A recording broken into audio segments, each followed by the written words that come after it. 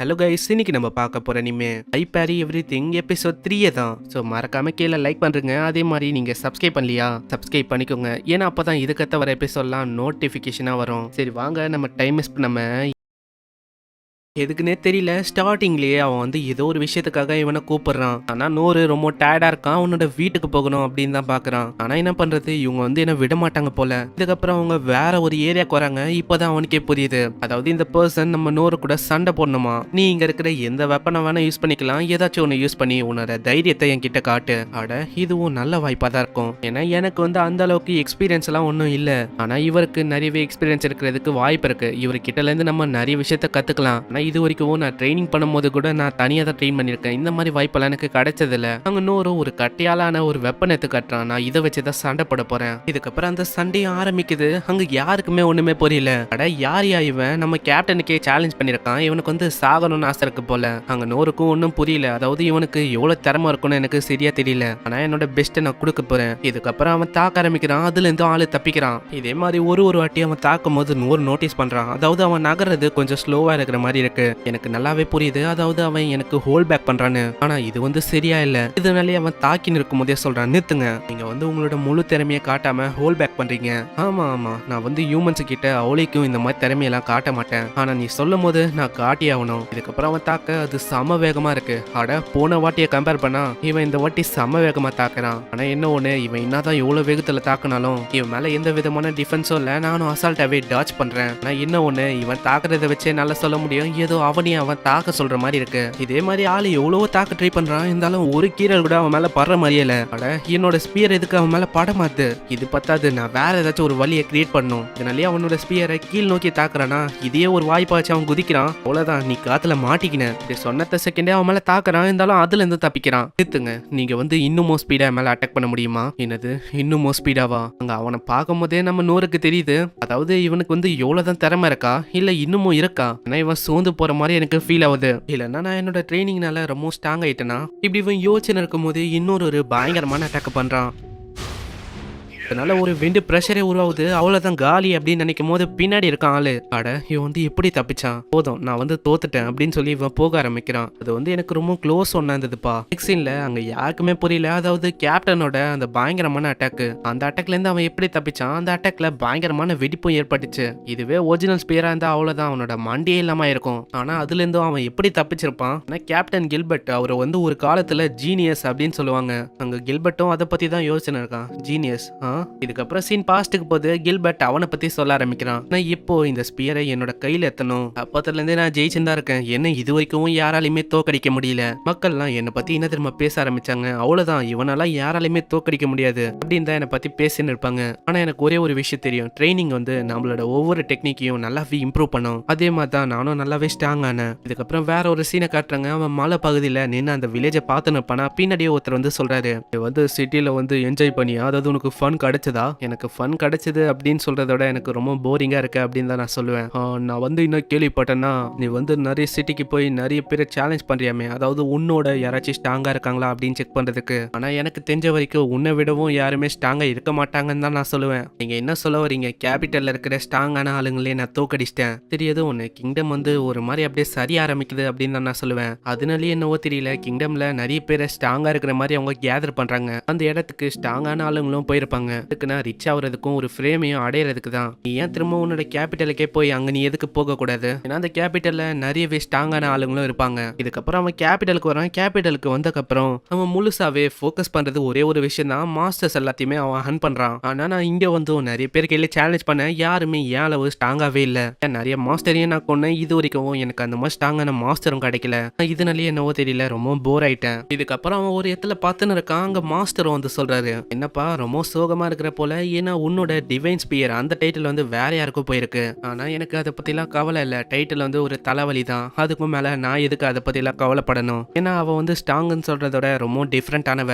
ஆனா நான் நம்புறது என்னன்னா, உங்களை மாதிரியே இன்னமும் ஸ்ட்ராங்கான ஆளுங்க வந்து இருப்பாங்கன்னு நம்புறேன் மாஸ்டர். என்ன மாதிரின்னு சொல்றியா, அப்பனா அது இன்ட்ரெஸ்டிங்கா தான் இருக்கும். ஆனா உங்களுக்கு போர் அடிக்கலையா இந்த அட்வென்ச்சர் இருக்கலாம் நீங்க ட்ரெயின் பண்றது? நான் உங்க மேல தினமும் ஹிட் பண்ணும் அப்படின்னு நீங்க சொல்றீங்க, ஆனா யாராலுமே ஹிட் பண்ண முடியல. நான் இதெல்லாம் எதுக்கு பண்றேன்னா, ஏன்னா அவங்க தான் இந்த கிங்டமையே ப்ரொடெக்ட் பண்ண போறாங்க. அதே மாதிரி ஒரே மனுஷனால தனியாலாம் இந்த வார ஜெயிக்க முடியாது. யாருக்கு தெரியும், ஒரு நாள் இல்ல ஒரு நாள் என்ன விடவும் யாராச்சும் ஸ்ட்ராங்காவும் வரலாம். அப்படியே சொல்றீங்க, சரி பார்க்கலாம் இந்த ஜெனரேஷன்ல வராங்களான்னு. இதுக்கப்புறம் சீன் பிரசன்ட்டுக்கு வந்து அங்க கில்பர்ட்டும் இதை பத்தி தான் யோசனை இருக்கான். அட நான் எதிர்பார்க்கல இவன் வந்து இப்படிப்பட்டவனா இருப்பான்னு. அவனை என்னால புரிஞ்சிக்கவும் முடியல. ஏன்னா அவன் வரும்போதும் எந்த விதமான இன்ட்ரெஸ்டும் இல்லாம தான் வந்தான். ரிவார்டையும் அவன் வந்து ஏத்துக்கல. அவன் பேசும்போது நிறையவே அவனுக்கு நம்பிக்கை இருந்தது. ஆனா அதுக்கு நான் அவனை என்னால வெறுக்க முடியும் அப்படின்னு சொல்ல முடியல. ஏன்னா எனக்கு ஒரு கேள்வி இருக்கு. என்னால அவன் கிட்ட இருந்து எந்த விதமான விஷயத்தையும் உணர முடியல. என்னன்னா அவன் தான் அந்த மாஸ்டரை கொண்டு இருப்பானா. ஆனா எப்படி பார்த்தாலும் நான் வந்து அட்டாக் பண்ணேன், அதுல இருந்து அவன் பயங்கரமா தப்பிச்சான். அதுக்கும் மேல என்னோட பயங்கரமான அல்டிமேட் அட்டாக்கையும் நான் பண்ணேன். அதுல இருந்து எந்த விதமான ஹியூமன்ஸும் சரி மாஸ்டர்ஸும் சரி யாராலையுமே சர்வே பண்ண முடியாது.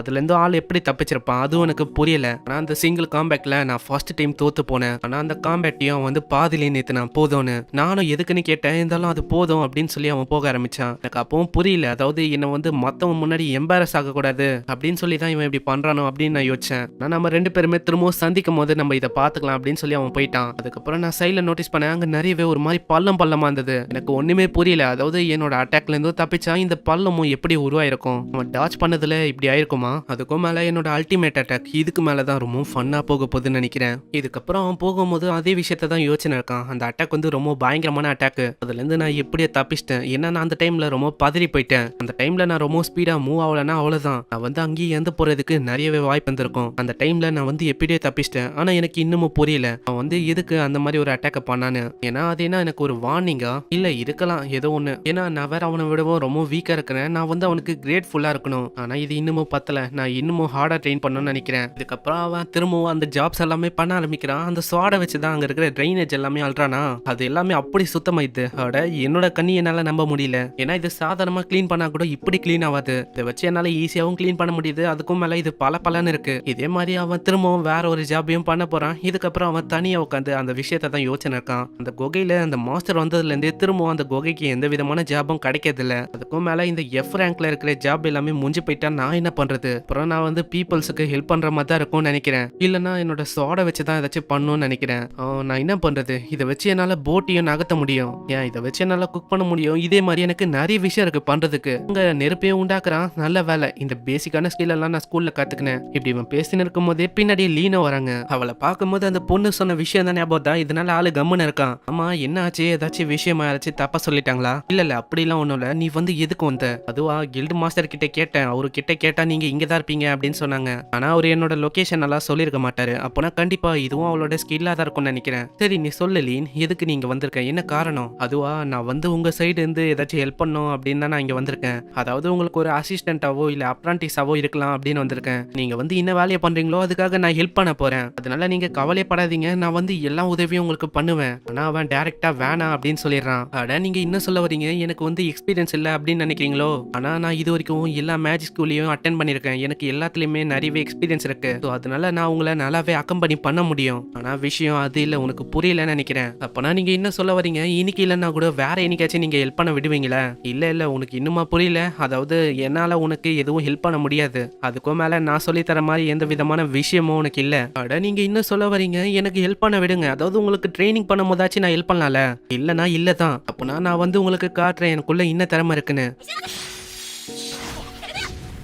அவ இதை பண்ண அங்க ரொம்ப ஆச்சரியமாயிடுறான் அவன். இதுக்கப்புறம் லீனோ அவளோட ஸ்வாடை எடுத்து இன்னொரு போடு போட அங்க இருக்கிற மரம் அப்படியே துண்டா போகுது. இது வந்து தீஃப் பிரான்ச்ல இருக்கிற ஒரு ஸ்கில் தான். இதுக்கப்புறம் இன்னொரு ஸ்கில்ல யூஸ் பண்றா. இதை யூஸ் பண்ணி எதை வேணாலும் என்னால துண்டா ஆக்க முடியும். இப்போ புரியுதா, என்னால இந்த வகையில உங்களுக்கு நிறையவே ஹெல்ப் பண்ண முடியும். என்கிட்ட ஆரத்துலயுமே நல்ல ஸ்கில் இருக்கு. ஆனா அங்க நூறுக்கு தான் ஒண்ணுமே புரியல. அட நான் இவளை எப்படிதான் கன்வின்ஸ் பண்றது. இவகிட்ட நிறையவே டேலண்ட் இருக்கு. ஆனா இவளுக்கு ஏத்த மாதிரி நான் எப்படி இவளுக்கு சொல்லி புரிய வைக்கிறது. இவ டேலண்டடா இருக்கா. ஆனா என்ன மாதிரி ஒரு பிகினரால இவளுக்கு என்ன சொல்லி தர முடியும். அட நீங்க பாத்தீங்களா, அப்போ என்னால ஹெல்ப் பண்ண முடியும். ஆனா அவன் இல்லன்னு தான் சொல்றான். இருந்தாலும் அவ ஒத்துக்கிற மாதிரியே இல்ல. அட நான் வந்து இவளுக்கு எப்படி புரிய வைக்கிறது, என் கூட இருக்கிறது வேஸ்ட் ஆஃப் டைம்னு. நீ வந்து ஏன் உன்னோட அமேசிங்கான ஸ்கில்ல காட்டக்கூடாது. சரி இரு நானே எந்த காட்டுறேன். அதுக்கப்புறம் அவன் டைனி ஃபிளேம் அப்படின்னு ஒரு ஸ்கில்ல காட்டுறான். அதை பார்த்து அவ ரொம்ப ஆச்சரியமாகறா. அதுக்கப்புறம் அவ போகும்போதே அந்த விஷயத்தை பத்தி தான் யோசனை இருக்கா. எனக்கு வந்து இது ஒரு கதையா தான் தெரியும். ஒரு டேலண்டே இல்லாத ஒரு பையன் அது வந்து ஏதோ ஒரு கதை மாதிரி தான் எங்களுக்கு இருந்தது. அது ரொம்ப ஆச்சரியமாவும் இருந்தது. ஏன்னா ட்ரைனிங் ஸ்கூல் அது வந்து ட்ரைனிங்காக ரொம்ப ஹாஷான விஷயமா இருந்தது. ஆனா ஒரு 12 வயசு பையன் எல்லா ட்ரைனிங் ஸ்கூல்லயும் போய் கான்கர் பண்ணா எல்லா எபிலிட்டியும். அதை வந்து யாருமே நம்ப மாட்டாங்க. யாருக்கிட்ட கேட்டாலும் அது ரியல் இல்ல அப்படின்னு தான் சொல்லுவாங்க.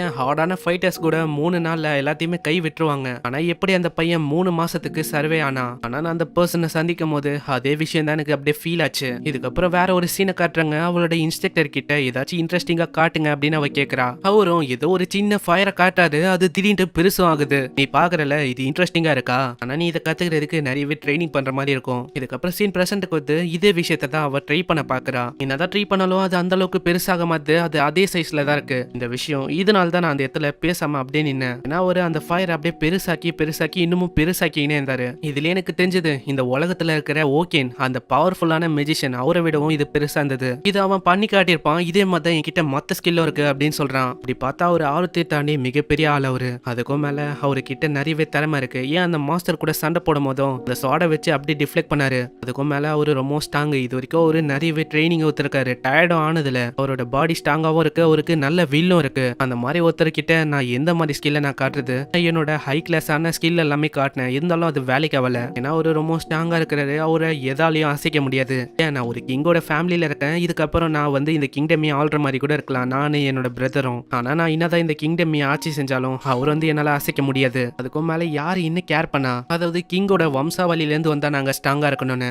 நான் எதுக்கு ஆசைப்படுறேன்னா அவர் வந்து இப்படி எவ்வளவு ஸ்ட்ராங்கா இருக்காரு. அவரோட ஸ்ட்ரென்த் என்னது அதை பத்தி அவர் ஆராய்ச்சி கத்துக்கினாரா? இதுக்கப்புறம் நோரோ வரும்போது அங்க லீனு வந்து சொல்றா நான் வந்து புரிஞ்சுக்கினேன். அதாவது எனக்கு இன்னும் மிஸ் ஆகுதுன்னு அவங்க மனசுலயே சொல்றா. நான் வந்து சோர்ந்து போக மாட்டேன். இது வரைக்கும் நான் நீங்க என்ன அசிஸ்டண்டா மாத்துற வரைக்கும் அது வரைக்கும் நான் உங்களோட பாதையை ஃபாலோ பண்ணலான்னு இருக்கேன். ஸோ அதனால நோ சென்சே. என்னது சென்சேவா? நான் வந்து எதுக்கு இப்படி சொல்றேன்னா எங்களோட ஃபேமிலியோட பதில் அது வந்து இவருக்குள்ளதான் இருக்குன்னு நினைக்கிறேன். அங்க நோருக்கு ஒண்ணுமே புரியல. அதாவது எதுக்கு இந்த பொண்ணு இப்படி சொல்லுதுன்னு இவன் இப்படி யோசிக்கிறதோட இங்கே இந்த எபிசோடும் முடியுது. இந்த எபிசோடு உங்களுக்கு பிடிச்சிருக்கும்னு நினைக்கிறேன். பிடிச்சிருந்தா மறக்காம கீழே லைக்கை போட்டுருங்க. அப்படி நீங்க சப்ஸ்கிரைப் பண்ணலையா சப்ஸ்கிரைப் பண்ணிக்கோங்க. மறக்காம இந்த எபிசோடு எப்படி இருந்துச்சுன்னு கீழே கமெண்ட் பண்ணி சொல்லுங்க. இவங்க இந்த வீடியோவை இங்கே முடிச்சனால நானும் இந்த எபிசோட இங்கே முடிச்சுக்கிறேன். உங்களை நெக்ஸ்ட் எபிசோட சந்திக்கிறேன். தேங்க்யூ ஃபார் வாட்சிங்.